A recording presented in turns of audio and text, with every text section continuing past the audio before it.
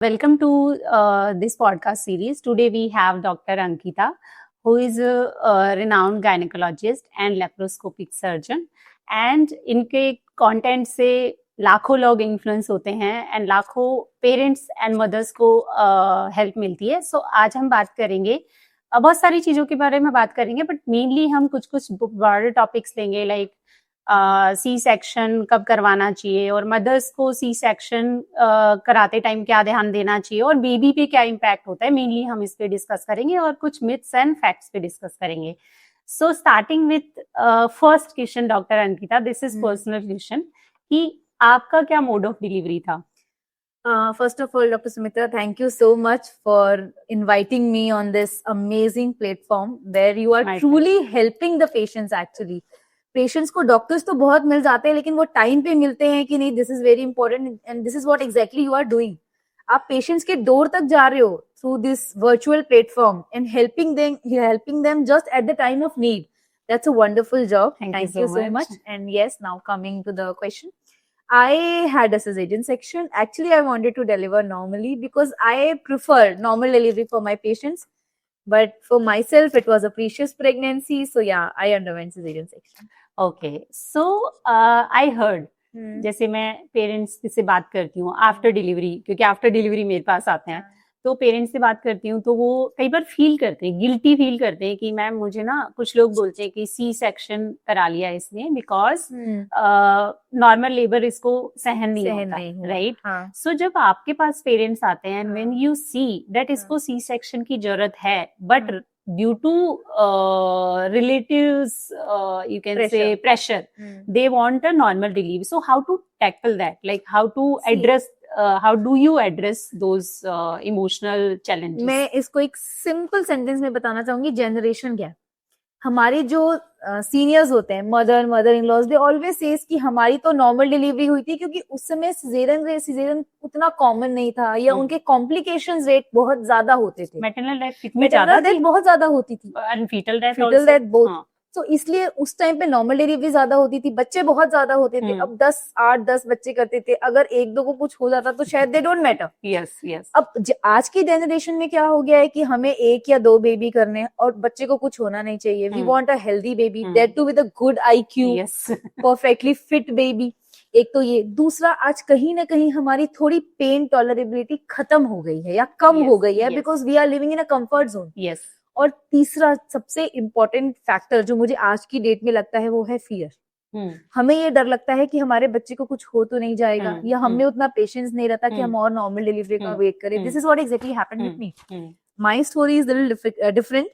मैं ओपीडी देखने गई इवनिंग आवर्स में. I was on leave for the maternity leave. उस दिन इवनिंग में I suddenly went for a patient. I got a call from the hospital. मैं जाती नहीं थी. उस दिन I went and I saw a patient at 9 months without any complaint. She just came for routine checkup and I noticed that there's an intrauterine fetal death. Oh. No other cause. Just the baby was dead. Liquor was normal. Growth was adequate. It was a 3 kg baby. Oh. So I feared. मेरे को बहुत डर लगा. ऐसा तो नहीं कि मेरे साथ ये हो जाएगा. And that same day at 11 o'clock I delivered. तो आई फियर कि जब मेरे साथ ऐसा हो सकता है, being a gynaecologist, I know that everything is going good with me, but still I underwent caesarean section with this fear. So this is the fear जो आज की मदर्स में जाता है, होता है. सो इसलिए मैं फैमिली वालों को ये रिक्वेस्ट करूंगी कि प्लीज, ऐसा नहीं है कि वो पेन नहीं ले पा रही है इसलिए वो सिजेरियन सेक्शन पे जा रही है. Every mother is a fighter, whether she is undergoing a caesarean section और अ नॉर्मल डिलीवरी. उसको प्रेशराइज ना करें, बल्कि उसको सपोर्ट करें. अगर आपको लग रहा है कि वो पेन नहीं ले पा रही तो आप उसको थोड़ा एंकरेज करें, मोटिवेट करें विद द वर्ड्स कि यू कैन डू इट. अगर नहीं कर पाओगी तो हम है ना, लास्ट में सिजरियन कराएंगे, थोड़ा और ट्राई कर लो. This type of words will encourage her, motivate her. लेकिन उसको ये बोलना कि तुम तो पेन नहीं ले पा रही हो, उसको डराना कि सिजरियन सेक्शन करवा लोगी तो 3 महीना बेड रेस्ट करना पड़ेगा, कुछ खाने को नहीं मिलेगा. So ये सब बातों से उसको डराने की जगह, उसका मोरल लूज करने की जगह, we should encourage her. Yes. This is how I talk to my patients. I encourage them in this way. So I'll tell you my story. Actually, my mother and my mother-in-law is proud that I delivered 2 babies through vaginal delivery, and they brag about it actually. Oh. Okay. So what I had in my mind, of course, I wanted a normal delivery, vaginal delivery, but I was again, because I know about the CP. I know about the hypoxia. The Hypoxia. most common fear I have for my kids was the hypoxia, because I have seen so many kids in the epilepsy clinic, in the CP clinic, and like they come to us and it's like lifelong burden on the parent and Exactly. lifelong burden for the kid also, because they don't have quality of life once they have that hypoxic injury in the brain. So that was then my like सबसे बड़ा डर था मेरा ना. So the first time I had some mild CPD. So my gynec suggests that, Dr. Sumitra, you can try, but the baby is good weight and you have some CPD, like थोड़ा छोटा है रास्ता, तो try कर लो, but you have to prepare कि आपको C section के लिए जाना पड़ सकता है. I said I know, but बस मेरे बेबी को कुछ नहीं होना चाहिए. जहां पे आपको लगे कि आपको सी सेक्शन करना है, जहां पे आपको फीटल डिस्ट्रेस लगे कि हाँ ये डिप हो रहा है, जस्ट उसी मोमेंट पे आप सी सेक्शन कर देना. You don't have to ask my permission, because as a doctor we know that कि अगर बच्चे को हाइपोक्सिया हो गया, बच्चा थोड़ा लॉन्ग टाइम के लिए अंदर रह गया, तो बच्चे को ब्रेन इंजरी हो जाएगी, बच्चा अच्छे से ब्रीथ नहीं कर पाएगा, बच्चा रोएगा नहीं तो बच्चे के लंग्स में ऑक्सीजन नहीं जा पाएगा, बच्चा लॉन्ग टाइम के लिए नीकू में रहेगा, and all those life long complications. So yes, this is true कि हाँ हमारे फैमिलीज में, हमारे सोसाइटी में इतना स्टिग्मा है सी सेक्शन को लेके कि हाँ इसने सी सेक्शन कराया means the mother is weak. No, if someone has decided to be a mother, then she's brave enough to deliver via vaginal delivery. It's their choice that they want a C-section or vaginal delivery. Please don't criticize exactly. for that. Every mother is a fighter, and nowadays previously क्या होता था कि normal delivery में recovery जल्दी होती थी, caesarean में थोड़ा स्लो होता था, and we didn't have much facility कि हम सिजेरियन में रिकवरी फास्ट कर पाए या उसके कॉम्प्लिकेशन रेट को मिनिमाइज कर पाए. आज की डेट में caesarean recovery is very fast. Within 48 hours the patient walks after caesarean. Recovery is very good. Mostly 2 to 4 weeks में पेशेंट काफी हद तक रिकवर हो जाता है. सो अगर बेबी को रिस्क है, always go for caesarean section. अगर सब कुछ ठीक है, then normal delivery is preferable. So when these parents come and they say, doctor साहब थोड़ा सा और ट्राई कर लो, डॉक्टर साहब थोड़ा सा और ट्राई कर लो, फिर आप कैसे उनको समझाते हो कि हाँ नहीं ट्राई नहीं कर सकते, या फिर उनको कैसे, क्या क्या पॉइंट्स उनको भी देखने चाहिए जिससे वो डिसाइड कर सके कि नहीं अब सी सेक्शन करा लेना चाहिए? डॉक्टर सुमित्रा, जब लेबर प्रोग्रेस कर रहा होता है, सबसे पहले तो हम देखते हैं मदर को एंटीनेटल रिस्क फैक्टर्स क्या क्या है, कि क्या वो उसकी प्रीशियस प्रेगनेंसी है, क्या मल्टीपल प्रेगनेंसी है, या कोई और एंटीनेटल रिस्क फैक्टर्स जैसे कि डायबिटीज हो गया, हाइपरटेंशन हो गया. अगर ये सब नहीं है, फिर हम देखते हैं लेबर हमने इंड्यूस किया है कि खुद से उसको पेन आ गया. फिर हम सबसे इंपॉर्टेंट चीज जो हम देखते हैं वो है फीटल हार्ट रेट रिस्क, जिसे हम नॉन स्ट्रेस टेस्ट कहते हैं. अगर वो ठीक चल रहा है और अगर हमें लग रहा है कि प्रोग्रेस टार्डी है, स्लो है, लेकिन अगर फीटल हार्ट ठीक है तो वी कैन वेट. अगर अटेंडेंट चाहते हैं कि हमने और वेट करना है, मदर चाहती है कि she can take pain, so we can wait until and unless the foetal heart rate normal. जहां हमें लगता है कि फीटल हार्ट रेट में डिपिंग स्टार्ट हो गई, डेसेलेरेशन स्टार्ट हो गया, so we start counselling to the attendants कि अगर आप वो और वेट करेंगे तो उनके बेबी को रिस्क हो सकते हैं, and at the point your roles come in. So I would like to ask you, अगर मदर और फादर पेरेंट्स डिले करते हैं नॉर्मल डिलीवरी में, अगर हमें लग रहा है डिलीवरी में हमें लग रहा है कि बेबी का हार्ट रेट कम हो रहा है, डिप हो रहा है, तो आप बताइए कि उसके नियोनेटल इफेक्ट्स क्या हो सकते हैं? Okay, so to be honest, इतने सारे बच्चे मैंने कलावती में देखे हैं, क्योंकि हम स्पेशल क्लिनिक चलाते हैं इसके लिए. जो बच्चे हाइपोक्सिक इंजरी से आते हैं उनके लिए स्पेशल क्लिनिक चलाते हैं. तो जब बच्चा मदर के वूम में होता है, तब अम्बिलिकल कॉर्ड से जो फ्लो आता है, अगर वो फ्लो कम हो जाता है तो फीटल डिस्ट्रेस की तरह शो करता है कि अब मुझे और ब्लड चाहिए, मुझे ब्लड नहीं मिल रहा है, मुझे बाहर निकालो. This is a indication baby is giving you to take them out from that hostile environment कि अब मैं इस environment पे और नहीं रह सकता हूँ. अगर आप मुझे और इस environment में रखोगे तो मैं पॉटी कर दूंगा अंदर, which I will ingest inside and that will cause pneumonia and long term stay in the NICU. So and further like ventilation और वो सारा issues हो सकता है. Second, अगर आप मुझे ब्लड नहीं दे रहे हो, मुझे ब्लड नहीं मिल रहा है, then my brain is not getting blood and that will cause brain damage, because brain एक ऐसा टिश्यू है बॉडी में, हमारी बॉडी में और बेबी की बॉडी में भी, कि वो थोड़ा सा भी अगर फ्यू सेकंड्स का भी डिले हो जाता है जो ब्लड फ्लो में, तो ब्रेन डैमेज हो जाता है, और पर्टिकुलर पार्ट अगर डैमेज हो गया तो उसका काम कौन करेगा? ब्रेन कभी रीजनरेट नहीं होता है। थर्ड थिंग है कि जब बच्चा फीटल डिस्ट्रेस में होता है और अगर डिलीवर नहीं होता टाइम से, तो बच्चा क्राई नहीं करता, एंड जो फर्स्ट क्राई होती है that is a happiest cry for a paediatrician to be honest, कि हाँ बच्चा रो लिया, बच्चे के लंग खुल गए, अब नाउ बच्चा कैन ब्रीद ऑन हिज और हर ओन, ताकि वो सांस लेके ब्रेन को ऑक्सीजन दे सके, क्योंकि अभी तक तो वो मदर पे डिपेंडेंट था, लंग्स काम नहीं कर रहे थे, बट फर्स्ट क्राई के साथ लंग्स ओपन होते हैं और ब्रेन में फ्लो होता है। अगर बच्चा क्राई नहीं किया तो लंग्स ओपन नहीं होंगे एंड ब्लड सर्कुलेशन ब्रेन में जाएगा नहीं और ब्रेन डैमेज होगा। फिर वो सेम बच्चा निकू में जाएगा, निकू में जाके फिर ब्रीद नहीं कर पा रहा है तो वेंटिलेटर पे जाएगा, and those long term complications will happen with the kid, like बहुत लॉन्ग टर्म के लिए वो निकू में रहेगा। उसके बाद अगर वहां से निकल भी गया तो भी लाइफ लॉन्ग उसका जो सेरेब्रल पैल्सी है, एपिलेप्सी के केसेस, सीजर के केसेस बढ़ जाते हैं, चांसेस ऑफ डेवलपमेंटल डिले होगा, बच्चा लेट चलेगा, बच्चा लेट बोलेगा, बच्चा लेट बैठेगा, वो सारी इश्यूज बहुत ज्यादा होते हैं। और ये ऐसा नहीं है कि बच्चे की ही क्वालिटी लाइफ इम्पैक्ट करेगा, ये पेरेंट की भी क्वालिटी लाइफ इम्पैक्ट करेगा। So these are the long term and short term complications अगर हम टाइम से डिलीवरी नहीं करते हैं बच्चे की। I would like to add one more point doctor Sumitra. कभी कभी हमारे साथ ऐसा होता है कि हम मान लीजिए फिटल डिस्ट्रेस हो रहा होता है और हम अटेंडेंट को काउंसिल करते हैं for caesarean section, somehow they don't give us consent, they write the consent कि अगर बेबी को कुछ भी होता है तो that is on their responsibility. तो फिर हम भी ठीक है, they are giving the consent, then we even try for normal delivery और बेबी नॉर्मल हो भी जाता है और वो क्राई भी करता है, ठीक है, वो इमीडिएटली क्राई किया, थोड़ा डिले क्राई किया, बट क्राई करता है एंड वो बेबी को ठीक ठाक लेके जाते हैं। उनको लगता है कि मैडम फालतू में सिजेरियन कह रही थी, बेबी डिलीवर तो नॉर्मली हो गया और हम ठीक ठाक घर लेके जा रहे हैं। तो आपको लगता है क्या ऐसे बच्चे में कुछ लॉन्ग टर्म इफेक्ट्स भी होते हैं, जैसे आईक्यू लेवल मान लो या ऐसा कुछ होता है क्या जो अभी तो नोटिस में नहीं आ रहा लेकिन लॉन्ग टर्म में आएगा? तो वो मैं आपसे जानना चाहूंगी। Yes, so as you rightly said कि दो टर्म होती है, did not cried at birth and delayed cried at birth. So did not cried at birth की कितना टाइम तक क्राई नहीं किया, उसका इम्पैक्ट ब्रेन पे डायरेक्टली हम एमआरआई के थ्रू और बाकी स्कैन्स के थ्रू पता करते कि कितना ब्रेन डैमेज हुआ।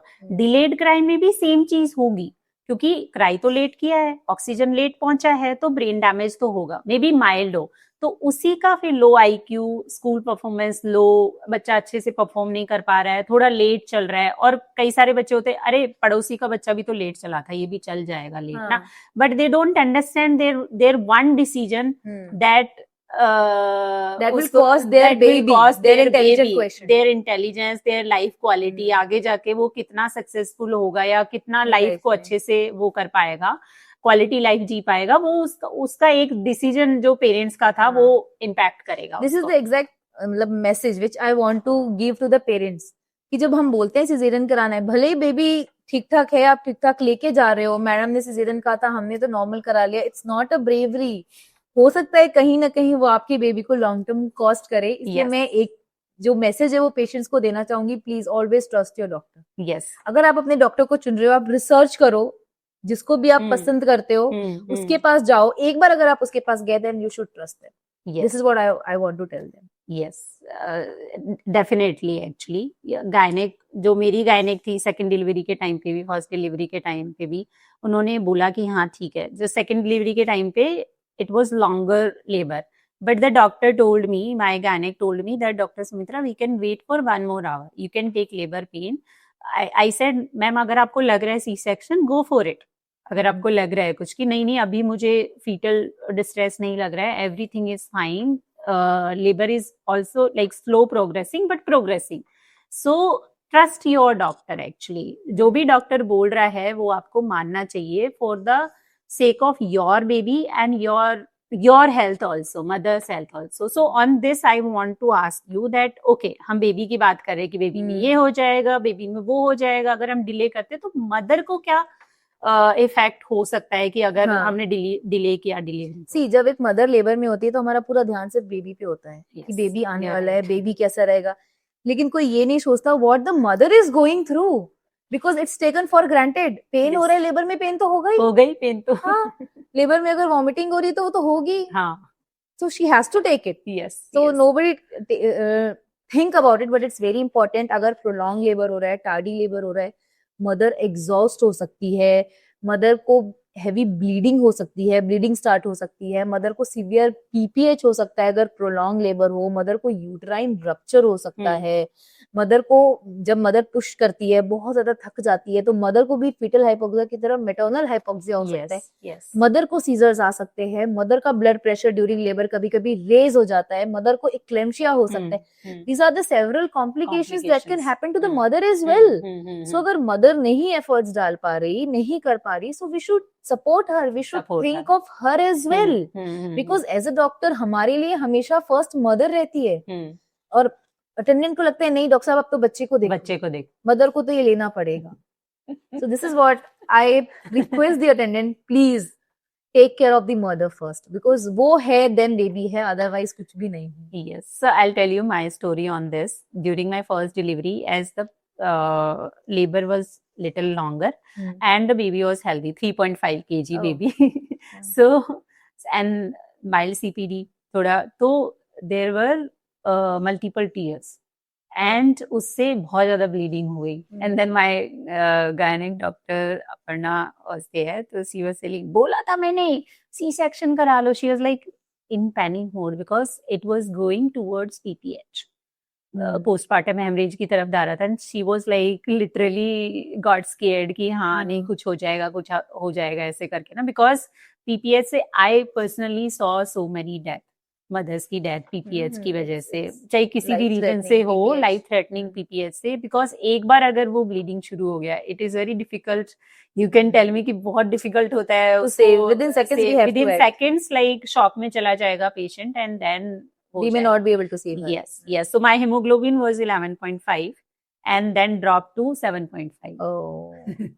Almost 4 liters of blood. Almost 4 liters of blood I lost that time. So yes, please take care of the mother. If the mother is tired, the mother is not able to bear the pain, or the mother is saying that okay, I cannot do it. So support the mother, because anyway आपको ठीक है, आपको support करना है baby के birth के बाद में, बट चाहे सी सेक्शन का पेन हो, चाहे वेजाइनल डिलीवरी का पेन हो, सहना तो मदर को ही है.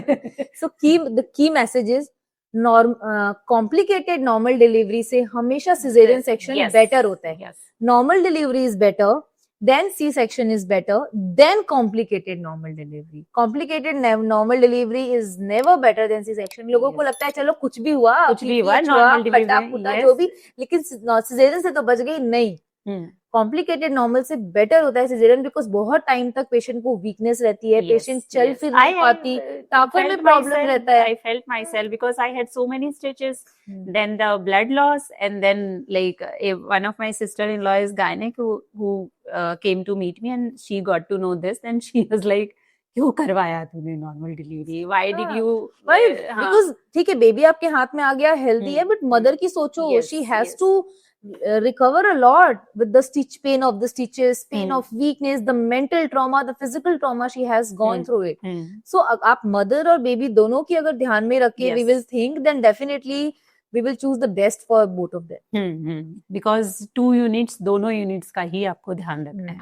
Okay, so we were discussing about the C-section and the normal vaginal delivery. We will not call it normal because few people might get offended. Okay, normal क्यों बोल रहे हो इसको ना? Yeah, it's vaginal delivery. Okay, so I wanted to ask you that what are the non-negotiable regions जहाँ पे causes और maybe scenarios जहाँ पे आपको C-section ऑप्ट करना ही है? You don't have any choice actually. इसमें कुछ कंडीशंस ऐसी होती है जिसमें हमें तुरंत करना पड़ता है. करना तो सिजेरियन है, लेकिन हम एक कंडीशन ऐसी जिसमें हमें तुरंत करना है. कुछ ऐसी कंडीशंस जिसमें हम थोड़ा टाइम लगा कर सकते हैं.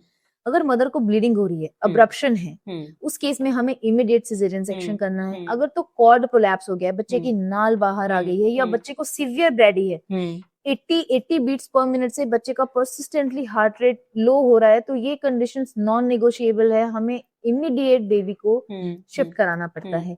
ये या फिर यूट्रम इम्पेंडिंग रप्चर है, हम ये सस्पेक्ट कर रहे हैं कि मदर का यूट्रस रप्चर हो चुका है, पहला ऑपरेशन हुआ है, तो ये सब चीजों में हमें विद इन 30 मिनट्स बेबी को आउट करना है। अगर आपने वो एक मिनट सोच रहे हैं आप कि थोड़ा और सोच लेते हैं, हम 5 मिनट घर वाले आ रहे हैं उनसे बात कर लेते हैं, वी में लूज द बेबी। ये होता है एक्चुअली, बहुत डेफिनेटली जब हम कंसेंट लेते हैं तब देर की हाँ मामा आ रहा है, चाचा आ रहा है, उनसे पूछ के हम डिसीजन लेते हैं। इन कंडीशंस में ऐसा है कि हमारे पास 1 मिनट भी नहीं है। द मोमेंट वी डिसाइड कि we have to do caesarean section, we have to do it fast.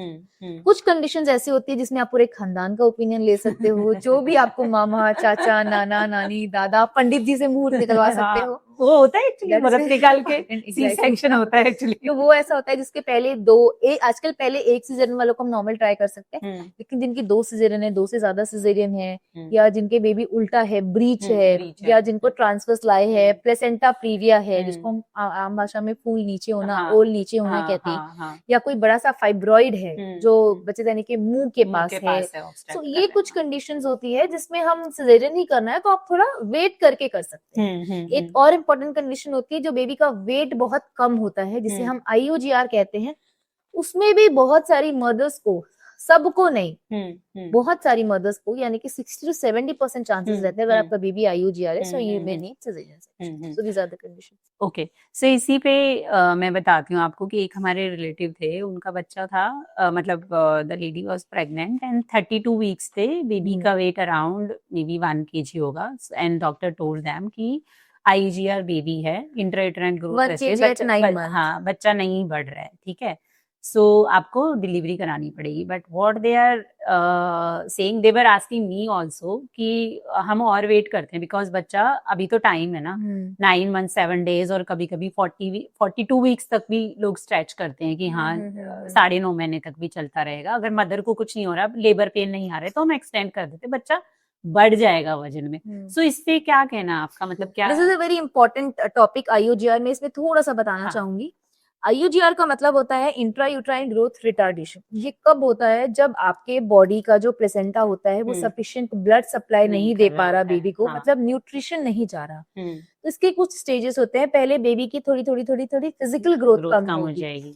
उसके बाद क्या होगा? जब बेबी को ब्लड जा तो रहा है लेकिन कम जा रहा है, तो उसके बाद एक स्टेज होगी जब ब्लड बिल्कुल जाना बंद हो जाएगा, जिसे हम कहते हैं एब्सेंट डायस्टोलिक फ्लो। फिर एक स्टेज होती है जिसमें रिवर्स फ्लो होना जाता है, जो बच्चे से माँ को ब्लड उल्टा जाने लगता है, and that is the most deadliest stage. तो IUGR में हम बच्चे की ग्रोथ को मॉनिटरिंग करते हैं। अगर हमें लग रहा है 2 वीक्स हो गए, बच्चे की ग्रोथ निल है, या बच्चे की ब्लड फ्लो जो है वो बिल्कुल बंद हो गया या उल्टा हो गया, तो ये टाइम होता है हमें बच्चे को बाहर निकाल लेना है, because that environment has become hostile for the baby. बच्चे को अटेंडेंट का क्या सोचना रहता है? बच्चे की ग्रोथ नहीं हुई ना, 1 kg है, थोड़ा और रखेंगे तो धीरे धीरे तो वेट बढ़ेगा ना मैडम। डिलीवरी डेट तो बढ़ गई, पहले जो डिलीवरी डेट अक्टूबर की आ रही थी, अब तो बेबी की ग्रोथ नहीं हुई तो दिसंबर में पहुंच गई। तो आप 2 हफ्ते बाद सोनोग्राफी करोगे तो वो तो जनवरी की हो जाएगी। तो आप ऐसे थोड़ी बच्चे को साल 2 साल अंदर गंड में ही रखोगे। We have to deliver the baby. इसका ये मतलब है कि अंदर की कंडीशन ठीक नहीं है भाई, बाहर लाओ और बाहर से न्यूट्रिशन दो।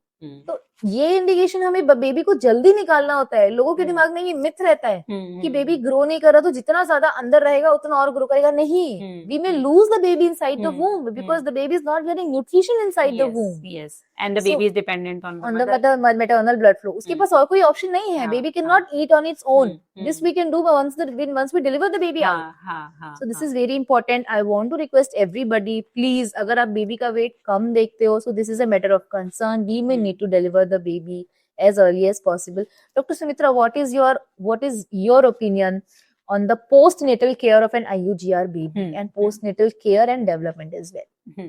So see, IUGR itself is you can say malnourished. The baby will deliver malnourished already, and उसके काफी सारे systems तो already compromised हैं अंदर ही।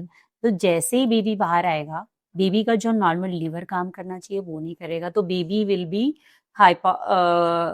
B more prone for hypoglycaemia, glucose level कम होने का, जो बहुत कॉमन है एक्चुअली। अगर बेबी IUGR है तो we do 8 hourly blood sugar monitoring, उसको निकू में रख के हम ब्लड शुगर मॉनिटरिंग करते हैं, because that is the most common reason for hypoglycaemia कि बच्चा IUGR है तो हाइपोग्लाइसीमिया तो होना ही है मोस्टली, चाहे 1-2 रीडिंग आए बट होएगा हाइपोग्लाइसीमिया. सो अगर हाइपोग्लाइसीमिया हो गया बच्चे को तो again there are so many complications of hypoglycemia कि अगर हाइपोग्लाइसेमिक सीजर हो गया तो ब्रेन डैमेज इसलिए हो जाएगा. देन अगेन वो सारे की डिलेड डेवलपमेंट, लो IQ, वो सारी चीजें होंगी. सेकेंड चीज, जैसे ही बच्चा बाहर आएगा बच्चे के उतने अच्छे रिफ्लेक्सेस नहीं होंगे कि बच्चा खुद से फीड कर सके. सो बच्चे को फिर NICU में रख के उसको ऊपर का न्यूट्रिशन देना पड़ता है, बाहर का मिल्क देना पड़ता है, क्योंकि बच्चा खुद से फीड नहीं ले पाता, कई बार ब्रेस्ट फीडिंग भी नहीं ले पाता, प्लस न्यूट्रिशन भी देना पड़ता है. थर्ड थिंग, अगर बच्चा का वेट कम है, एक क्राइटेरिया होता है डिस्चार्ज क्राइटेरिया एवरी हॉस्पिटल में NICU में कि बच्चा 1.3 से 1.5 का तो होना ही चाहिए डिस्चार्ज होने से पहले. लेट्स से बच्चा 1 किलो का है तो नेक्स्ट 2-3 वीक्स तो वो NICU में ही रहेगा. एंड वो जब नेक्स्ट 2-3 वीक्स में NICU में रहेगा तो हॉस्पिटल एक्वायर्ड इन्फेक्शंस, जो ट्यूब फीड दे रहे हैं उससे कई बार NEC हो जाता है, नेक्रोटाइजिंग एंट्रोकोलाइटिस, जो बहुत ही डेडली होता है. हाथड़ियों का इन्फेक्शन होते हैं तो वो बहुत ही डेडली होता है. अगर वो एक बार हो गया तो बच्चा सर्जरी में जाएगा. देन पोस्ट बहुत सारे complication, like one complication will lead to another will lead to another vicious cycle and then long term complications कि बच्चे का वेट गेन नहीं होगा.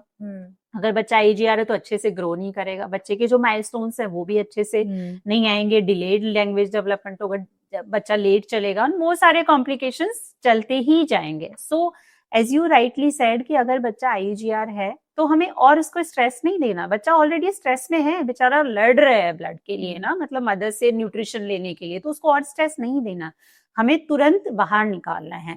सो it's better to deliver preterm and अगर बेबी का weight कम है rather than उसको अंदर रख के उसको और स्ट्रेस दिया जाए and और बच्चे को डिस्ट्रेस में डाला जाए. One more thing I would like to add here. जब भी हम किसी पेशेंट को बताते हैं कि that baby is not growing well inside the womb and the baby is going towards IUGR, the moment we tell that, the attendant or the mother-in-law start jumping to the patient. खाती नहीं है ठीक से तो ये problem तो आना ही था, हम इतना बोलते थे खा ले, ड्राई फ्रूट्स खा ले, दाल पी ले, कुछ नहीं खाती थी तो ये तो होना ही था. They suddenly start blaming that female. It's all because of you. So again I want to tell this message, नहीं, अगर बेबी IUGR हो रहा है ठीक है, nutrition also plays a part, लेकिन न्यूट्रिशन इतना पार्ट प्ले नहीं करता कि बेबी को पैथोलॉजिकल IUGR हो जाए, सिवियर IUGR. हाँ, बेबी का वेट जहाँ 2.5 किलो होना चाहिए था, अगर मदर ने न्यूट्रिशन प्रॉपर नहीं लिया तो हो सकता है 2 किलो 200 ग्राम या 2 किलो 100 ग्राम, 250 से 300 ग्राम माइल्ड वेरिएशन आ सकता है. लेकिन पैथोलॉजिकल IUGR, इतना IUGR कि वो ऑलमोस्ट 1.5 किलो का बच्चा ही हो रहा है या 1 किलो का बच्चा नहीं. मैटरनल डाइट से इतना फर्क नहीं पड़ता, because baby is like a parasite. Baby को जितना चाहिए वो मदर से ले लेगा, चाहे मदर वीक हो. हाँ, मदर में चाहे डेफिशिएंसी हो, चाहे कैल्शियम की, आयरन की, सबकी, बट बेबी विल सक. तो यही चीज मैं अटेंडेंट को बताना चाहूंगी कि अगर मदर का बेबी पैथोलॉजिकल IUGR हो रहा है, सिवियर IUGR हो रहा है, तो उसमें मदर की कोई गलती नहीं है. Instead of blaming her, try to take care of her more. जैसे ही आपको पता चलता है कि IUGR है, आप इसको सपोर्ट करें. जैसे मदर अगर स्ट्रेस लेगी, stress is a very important cause of IUGR. Doctor Sumitra, I will tell my baby was IUGR, 2 kg. Because we as a doctor, gynecologist, and the person we are working, we are so much stressed, and stress plays a very important role. इसीलिए हम pregnant patients को ये message देते हैं कि जितना आप relax रहोगे, जितना प्रेगनेंसी को एंजॉय करोगे, उतनी अच्छी आपकी बेबी की ग्रोथ होगी. Because stress is an important cause, और आधा स्ट्रेस तो आप दे रहे हो उसको ब्लेम करके. ठीक है, तो जितना आप उसको सपोर्ट करोगे, उसके डाइट में हेल्प करोगे, so definitely the baby will start growing well, जितना होना चाहिए. और अगर नहीं भी हो रहा है, then nothing to worry, doctor is there to take care of the baby. This is what I want to give message to the mother-in-laws. So I'll tell you that second most common thing as a pediatrician, I am scared of IUGR babies. First is hypoxia, then IUGR babies. So during my daughter's pregnancy, so my gynec told around 28 weeks, the baby's weight was okay. Like okay, like 20th centile I think पे था, but she said कि नहीं, now you have to start take protein and other stuff. Otherwise maybe baby might have IUGR because you are taking stress, first you have elder one, that is another level of stress, managing a toddler and then pregnancy, and this pregnancy is quite different from the earlier. Every because, pregnancy has a every different pregnancy is experience. different. So in this pregnancy, I did not gain weight till second trimester. Okay. So the weight was static. Baby was growing, but my weight was static. So my gynec was telling me, कि नहीं, Dr. Sumitra, now you. So trust me, IGR is such a entity कि उससे आपको डरना ही चाहिए कि आपको mother का ध्यान रखना है. IGR बेबी होना बाद में जाके काफी सारे कॉम्प्लिकेशंस कराता है. Because I as a paediatrician I know, so I converted myself from vegetarian. I never ate. That's a big step. I never ate in my life eggs. I tried eggs and I ate eggs for my baby actually. That okay, the baby will get nutrition, and I withdraw myself from the work place कि हाँ ठीक है, next 3 months I will not do any work. Other people were taking care of the work. I'll not take any stress, as you rightly said that stress is the most important cause of the IGR. So then the baby will start, like baby started gaining weight and God grace 3.5 kg ki amazing. deliver. This is what message we want to deliver to our audience, that whenever there's a risk that the baby may go into IUGR, usually maternal diet से normal जो growth होती है, that is from 10th to 90th centile.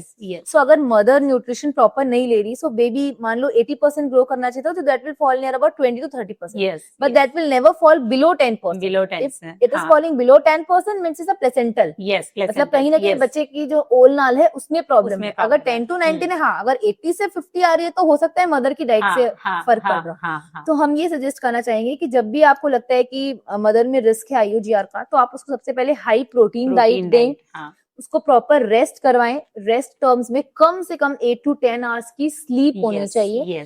बाकी time पे उसकी जो भी hobbies हैं, म्यूजिक है या जो भी उसको रीडिंग है, फीलिंग, जो भी उसको एक्टिविटीज पसंद है, that she should pursue. Second, third important thing is that कि उसको जैसे अपन वर्क जो भी वो जॉब कर रही है या जो भी फिजिकल एक्टिविटी है उसको भी मिनिमाइज करते हैं. अगर पेशेंट कभी कभी हमें ये बोलते हैं कि हमें स्ट्रेस नहीं होता, हम बस थोड़ी देर काम ही तो करते हैं, नहीं, you are not knowing, but somehow that physical work is also working on your body. So you have to totally take leave from your work, and then you have to take rest, and you have to start connecting with your baby. जो भी आपके पास time रहता है, आप अपने baby से connect करो. This will lead to growth and development of your baby inside the womb. So these are the important things which we should consider when the baby is going towards IUG. Okay, so Dr. Ankita, continue to that C-section, IGR, baby, and other regarding this pre-delivery stuff. So I want to ask you that people say बच्चे ने potty कर दिया था और बच्चे ने potty P लिया अंदर से, एंड आई नो कि उसके बाद बच्चा हमारे पास आता है, निक्कू में रहता है एंड ऑल दैट. सो आप मुझे बताएंगे कि क्या क्या रीजन होते हैं इसके कि बच्चा अंदर पॉटी करके पी लेता है, और पॉटी क्यों कर देता है वो अंदर? देखो, जब भी बेबी अंदर डिस्ट्रेस में होता है, सी कंसिडर आवरसेल्फ, जब हम भी ऐसे बहुत ज्यादा डरते हैं, जब भी बहुत स्ट्रेसफुल, सपोज कि हम जंगल में हैं, अचानक से शेर आ जाता है, तो बहुत बार ऐसा होता है इंसान they pee on their pants. So exactly this happens with the baby. Yes. When the baby's environment is not comfortable with him, baby को अंदर डर लग रहा है, कोई रिस्क फैक्टर्स है, तो बेबी अंदर पॉटी छोड़ देता है, बेबी डर जाता है अंदर. मान लो मदर डायबिटिक है, या मदर को इंट्राहेपेटिक कोलेस्टेसिस ऑफ प्रेगनेंसी है, या मदर का बीपी बढ़ रहा है, या बेबी को अंदर ब्लड नहीं मिल रहा, तो इन सब चीजों से क्या है, बेबी डर जाता है एक तरफ से, ऐसे सोच लो, या बेबी को डिस्ट्रेस हो रहा है अंदर, तो वो बेबी के जो स्फिंक्टर्स होते हैं, एनल स्फिंक्टर्स, वो लूज हो जाते हैं, तो बेबी म्यूकोनियम पास कर देता है या पेट में पॉटी कर देता है. और बच्चा जो पानी के अंदर रहता है, कंटिन्यूअसली बच्चा वो एमनियोटिक फ्लूइड को सक करते रहता है और उसको यूरिन के थ्रू निकालते रहता है. That is a cycle that is undergoing inside the womb. तो अगर उसी पानी में वो पानी गंदा हो जाए, म्यूकोनियम आ जाए, पॉटी कर दे बच्चा जो थिक होता है, तो उसको वो लंग्स में अपने एस्पिरेट कर ले. सो वो लंग्स को एस्पिरेट करेगा, तो उसके बाद वाले इफेक्ट्स आप ज्यादा बता पाएंगे. So this is what we gynaecologists are afraid of. अगर बच्चा पॉटी किया है और वो पॉटी पी जाएगा, so that is very risky. उसके बाद भी usually hand over the baby to the paediatrician. So अब मैं आपसे जानना चाहूंगी कि बच्चे ने पॉटी कर दिया, तो हम तो सिजेरियन करके निकाल देते हैं या डिलीवरी करा देते हैं, उसके बाद आप कैसे टेक केयर करते हैं उस ओके, बेबी का? सो अगर बच्चे ने पॉटी कर दिया तो first we call it meconium stained liquor, कि म्यूकेनियम बच्चे ने पी लिया था और बच्चा अब पॉटी अंदर से पी लिया है और वो लंग्स में चला गया। वी एज्यूमेट कि उसने पिया है तो लंग्स में एस्पिरेट तो किया ही होगा, चाहे थोड़ा बहुत अमाउंट हो। देयर इज टू टर्म्स की थिक म्यूकेनियम था या थिन म्यूकेनियम था, कि अगर पॉटी बहुत ज्यादा थिक था तो उसको थिक बोलते हैं, और ज्यादा इश्यूज इसमें थिक म्यूकेनियम में ही होते हैं, क्योंकि वो अंदर जाके स्टक हो जाता है लंग्स में।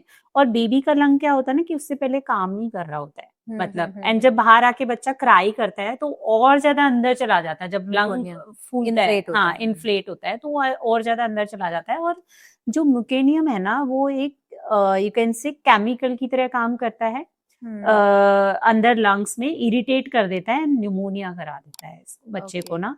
सो जब भी बच्चा म्यूकेनियम स्टेन्ड होता है हम उसको नीक्यू में रखते हैं और थोड़ी देर के लिए ऑक्सीजन पे रखते हैं, मॉनिटर करते हैं, बच्चे की ब्रीदिंग मॉनिटर करते हैं कि बच्चा ब्रीद कैसे ले पा रहा है, खुद से ले पा रहा है या ऑक्सीजन के उससे ले रहा है। कई बार होता है कि बच्चा जो म्यूकेनियम स्टेन्ड है वो कई बार वेंटिलेटर पे भी डालना पड़ जाता है हमें, अगर बच्चे ने अच्छे से क्राई नहीं किया हो या फिर बच्चा अच्छे से सांस नहीं ले रहा हो तो बच्चे को वेंटिलेटर पे डालना पड़ सकता है। और बहुत बार ऐसे होता है लाइक मे बी जो मॉर्टिलिटी है मे बी 25-30%, बट क्योंकि एक बार अगर बच्चा वेंटिलेटर पे चला जाता है it's very difficult to take out from the ventilator, because ventilator dependency हो जाती है। अगर बच्चा पैदा होते ही वेंटिलेटर पे चला जाता है तो फिर वो सारा कॉम्प्लिकेशन सेम अगेन की वेंटिलेटर पे रहा, एक एपिसोड भी अगर हाइपोग्लाइसीमिया, और ये बच्चे हाइपोग्लाइसीमिया के लिए भी बहुत प्रोन होते हैं, और हाइपोग्लाइसीमिया हो गया, फिर हाइपोक्सिक इवेंट हो गया, वेंट काम नहीं किया या फिर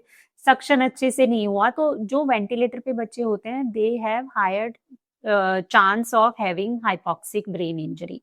So then if the baby is having hypoxic injury, then delayed milestone development, CP development होना, same cycle, and then lungs का भी issue होता है उनको बाद में जाके, वो they are very prone for allergies, they are more prone for asthmatic attacks also, क्योंकि उनके lungs ना शुरू से ही weak होते हैं, तो वो ये सारे complications उनमें ज्यादा होने के चांसेस होते हैं एक्चुअली अगर बच्चा तो इसीलिए जब हमें बताया जा रहा, हमें लगता है that baby has passed meconium, तो हम इमीडिएटली पेशेंट को सिजेरियन सेक्शन के लिए सजेस्ट कर देते हैं until and unless हमें ये लगे कि इमिनेंट डिलीवरी सस्पेक्टेड लगे। अगर हमें लग रहा है कि डायलिटेशन बहुत अच्छा है, बेबी नीचे आ गया है एंड देन मेकोनियम पास किया है, देन वी कैन वेट। लेकिन अगर हमें लग रहा है कि डिलीवरी को टाइम है, क्योंकि डिलीवरी को टाइम है, जितना ज्यादा इंटरवल मेकोनियम पास से डिलीवरी इंटरवल टाइम होगा उतना ज्यादा बेबी को रिस्क ऑफ इंजरी और स्ट्रेस होगा। एक और इम्पोर्टेंट चीज मैं इसमें बताना चाहूंगी कि अगर बेबी उल्टा है और मेकोनियम पास हुआ है तो कंपैरेटिवली लेसर चांसेस होते हैं मेकोनियम एस्पिरेशन। ओके, क्योंकि बेबी ब्रीच है ना, ब्रीच में तो वो लाइकर में जाएगा नहीं, हेड ऊपर है तो वो एस्पिरेट नहीं कर पाएगा। अगर लेबर में है और ब्रीच है, मेकोनियम पास किया तो वो पास आउट हो जाएगा। सो ब्रीच में कंपैरेटिवली थोड़ा, उल्टे बच्चे में एक ही फायदा होता है, अगर उल्टे बच्चे ने पॉटी, नॉर्मल डिलीवरी तो वैसे भी हम उल्टे बच्चे में नहीं कराते, पर हाँ अगर उल्टे बच्चे ने मेकोनियम पास किया तो आपको एकदम ज्यादा इमिनेंट घबराने की जरूरत नहीं as compare to cephalic bleeding. Nice, very good information. ठीक है, so now I want to ask few myths actually, जो मैं भी सुनती हूँ, जो मैंने भी सुना एक्चुअली ड्यूरिंग माय प्रेगनेंसी, कि ना आप ना घी खाओ, घी से नॉर्मल डिलीवरी होगी, बिकॉज चिकना हो जाएगा और स्लिपरी हो जाएगा, बेबी चिकना हो जाएगा और बेबी भी चिकना हो जाएगा और आपका पैसेज भी स्मूथ हो जाएगा। नहीं, ये तो मुझे पता नहीं कि स्लिपरी होके बेबी आएगा कि नहीं आएगा, ऐसा तो नहीं होता, ना तो हमने पढ़ा और ना हमने देखा है। लेकिन हाँ, मदर को लूज मोशन, गैस्ट्रिक अपसेट जरूर हो जाएगा। हमारे पास वेट गेन भी ज्यादा, वेट गेन तो होगा ही होगा, इमीडिएट इफेक्ट तो मदर परेशान हो जाएगी बेचारी। हमारे पास आती है पेशेंट्स कि मदर इन लॉ ने रात भर बैठ के दूध में घी खिलाया, डिलीवरी डेट पास आ गई, पेन नहीं आ रहा, बेचारी इतनी गैस्ट्रिक अपसेट में आते हैं, they used to do continuous vomiting. So I want to suggest my audience कि प्लीज अपनी बहुओं को इस तरह से टॉर्चर ना करें, दूध में घी पिला के। नॉर्मल अगर उसको पेन आना है तो वो वैसे ही आ जाएगा, दूध में घी का कोई रोल नहीं है। Yes, there are certain exercises that you can do. सबसे इम्पोर्टेंट होता है breathing exercises, because labour pain में we forget how to breathe. इतना ज्यादा हमें And we पेन हो रहा shout. होता है, we shout, और उसमें एनर्जी ड्रेन हो ड्रेन हो जाती जाती है, हमारा ध्यान सिर्फ उस पेन में होता है, हम ब्रीथ करना भूल जाते हैं। हाँ हाँ सो अगर हम रेगुलर ब्रीदिंग एक्सरसाइज करेंगे, so we will train our brain how to breathe. Yes. So जब आपको लेबर पेन्स आएगा तो यू विल ब्रीथ प्रॉपर्ली। जब आप अच्छे से ब्रीथ करोगे तो आपके बेबी को भी ऑक्सीजन जाएगा, आपको भी अच्छा ऑक्सीजन मिलेगा, तो आपको पेन कम होगा। क्योंकि अपने को पेन क्यों होता है, व्हेन जब भी पेन होता है तो अपने को ऑक्सीजन डिक्रीज हो जाती है। Yes, body if you will breathe proper you will feel less Yes, pain, और the amount of pain you are having you will feel that less as well. So इसलिए सबसे पहले हम ब्रीदिंग एक्सरसाइज सजेस्ट करते हैं। Secondly, आप चाहो तो बटरफ्लाई कर सकते हो, उससे आपका थोड़ा सा जो पेल्विस की मसल्स होती है वो लूज होती है, सो बेबी का एंगेजमेंट जल्दी होता है। तीसरा होता है स्क्वैट्स। स्क्वैट्स कर सकते हो आप, उससे भी आपको लेबर पेन आने की प्रोबेबिलिटी थोड़ी सी बढ़ जाती है। या माउंटेन आसन होता है, वो कर सकते हो आप। क्लाइंबर्स कर सकते हो, लेकिन हाँ ये सब सुपरविजन से ही सुपरविजन में, एंड यू हैव टू ऐसा नहीं आप एग्जर्ट करने लग जाए। एक और चीज होती है, if you want during your delivery date you can be sexually active, because sexually active होने से आपकी बॉडी में हार्मोन्स रिलीज होते हैं that can stimulate uterine contractions. And one breast massage also. Breast stimulation will lead to oxytocin release, that is a contraction hormone. So that are the factors that can lead to early or labor pain. And these will help in the progression of labor also. Like As well. My baby was not coming down, so my gynec, like in the peak pain, she asked me to do squat while I was having pain, and cat cow position also. Exactly. So in that, so those will help, I think, in the progression of labor and bearing down of the baby. One more myth I heard during the pregnancy, that you have to eat for two. Like they stuff mother with the moment they hear that my bahu is pregnant or my daughter is pregnant, they start making laddus, they start putting pressure that dry fruit खाओ, ये खाओ, and वो सारी चीजें. What is your opinion? Pregnancy में calorie intake तो increase करना ही होता है, लेकिन ऐसा नहीं है you have to eat for two. You have to eat a balanced diet. Rainbow diet is important. Sufficient amount of protein, carbs, fat और फाइबर, सब कुछ एक बैलेंस्ड अमाउंट में होना चाहिए। ऐसा नहीं है कि आप प्रोटीन डबल कर दो, फैट डबल कर दो, कार्बोहाइड्रेट सब डबल कर दो, नहीं, you will vomit, you will have significant amount of bloating and all. So better है balanced diet low. If you are in doubt, take a diet chart from your doctor. He or she will give you, follow that. Please don't stuff them, don't torture her for food. She'll hate food throughout her life. Yes, that's true actually. So whenever like they hear that UPT is positive, everybody start giving advice कि ये खाओ, केसर का दूध पियो, बच्चा गोरा होगा. No, that's the biggest myth. Even I don't know. Even I had kesar. Meri mama, like my family also said me kesar has a good beneficial value for the mother.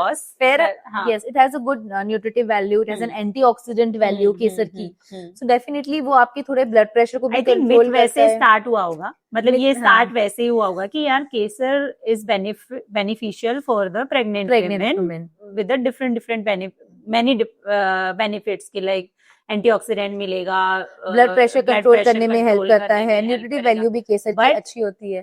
Time के साथ में ये change हो गया कि हाँ केसर पियो, बच्चा गोरा पैदा होगा. Exactly. No but see, myths apart, ये है कि मिथ है, इट्स अ बिग मिथ, लेकिन आज भी अगर आपकी मदर इन लॉ कहती है कि आपको केसर लेना है, go for it, there is no harm, लेकिन आप ज्यादा नहीं लो, बिकॉज बहुत गर्मी करता है केसर, दैट कैन कॉज इंडाइजेशन. सो आप एक्सेसिव मत लो. एक या दो अगर अपन ने केसर एक दो दिन वन डे में एक या दो पीस ले लिया, that is more than enough. बस इवन आई हैव टेकन केसर during my pregnancy, but not that कि मेरा बेबी गोरा होगा, बिकॉज बेबी का colour depends on the mother and father की जीन्स, नॉट ऑन द केसर अमाउंट ऑफ केसर you are taking. Okay, one more myth I heard, that papaya and pineapple will cause miscarriage. So they avoid papaya throughout their pregnancy actually. See, usually papaya and pineapple avoid करने के लिए शुरू से the people are saying कि that they work as an abortifacient. ऐसा नहीं है. papaya and एक pigment होता है, papain pigment. That has very minor role in Hmm. causing miscarriages. Hmm. So usually we can give papaya and pineapple in In pregnancy. moderation. Moderation, minimal amount. Hmm. Sometimes what happened if the patient will miscarriage, and if I'll not advise her to Hmm. avoid papaya and pineapple, she Hmm. said, "You are not a good doctor. You didn't tell me that I was not supposed to eat papaya and pineapple during my pregnancy, and I ate papaya and I had a miscarriage." Oh my God. So this is the reason that we as a gynecologist suggest don't eat papaya and pineapple. Because we want to maintain that trust of our patient towards us. Yes. Otherwise, yes. अगर आपने papaya pineapple खा लिया, you are pregnant, you will not miscarriage the baby. Don't worry. So on this note, I also actually I don't like to give medicines to kids. So whenever somebody is coming, somebody come to me and they say, okay, doctor साहब क्या medicine दूँ? कुछ जरूरत ही नहीं है. Less than 6 months में तो I really don't like to give any medicine, even cough syrup also, because babies do have viral, and they will get they will recover viral in maybe if not 5 days, 7 days, 10 days. So they say ki nahi, you're not good doctor. We will consult to some other doctor. Yeah, And exactly. Baby So- Nama's policy is like this. I ask my colleagues and my team that don't advise unnecessary medicines. Like they will do more harm than benefit for the Exactly. kids, because if in the first 6 months if you give any medicine, that will disrupt the microflora of the gut of the baby, and then the baby will have repeated infections, like why do kids have repeated infection these days? Because जैसे ही कुछ हुआ, दे दो antibiotic, दे दो medicine. So that is a nowadays Indian millennial parents scenario. Exactly. Because see, even as a mother, मेरे baby को कोई doctor अगर 3 दिन में 4 दिन में ठीक नहीं कर पाएगा, then I'll think no, I should consider other pediatrician because she's not able to treat my baby. Okay, because nowadays we are lacking patience. We are moving on to a fast world, and we want fast results Fast for result. everything. Yes. So that is the biggest drawback. We need to learn patience from our parents actually. Because our lack of patience is causing more harm to our babies. This is what I am realizing like a mother nowadays. So thank you so much, Dr. Ankita, for your time. It was so nice talking to you, and I feel same energy that okay, we believe in same system and same ethics actually to treat the patient and help mothers actually. So thank you so much for being on this Thank podcast. you so much for inviting me. And really, I'm myself, when I was a mother, I saw a lot of I attended a lot of webinars of yours that was on diet, weaning, I guess, and was sleep and on lactation. I personally attended a lot of your webinars, and all of them were amazing. So I encourage all the audience and all the people to definitely follow Baby Nama, to consult them at the time of emergency, and to follow and to go through all their webinars. They are really helpful for a new mom. Thank you. Thank you so much.